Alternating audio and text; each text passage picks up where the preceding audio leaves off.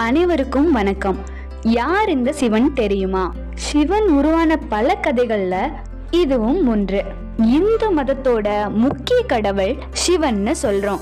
ஆனா வரலாறு என்ன சொல்லுதுன்னா, தெற்கு இந்தியாவை ஒரு காலத்துல சிவன்னு ஒருத்தர் ஆட்சி செஞ்சிருக்காரு. அத அந்த காலத்துல தென்னாடுன்னு சொல்றாங்க.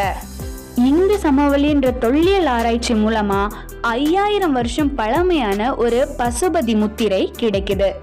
அந்த முத்திரையை ஆராய்ச்சி பண்ணதுல அதுதான் சிவக்கடவுள்னும் அத அந்த நாட்டு மக்கள் வணங்கிட்டு வந்ததாகவும் சொல்லப்படுது. இதனை நிரூபிக்கும் விதமாதான் மாணிக்க வாசகர் தென்னாட்டுடைய சிவனை போற்றி என் நாட்டவருக்கும் இறைவா போற்றின்னு சொல்லியிருக்காரு. என்னதான் சிவன் தென்னாட்டுடையவரா இருந்தாலும் இந்த நாட்டை சார்ந்தவருக்கும் அவர்தான் அதிபதின்றது இதோட பொருள்.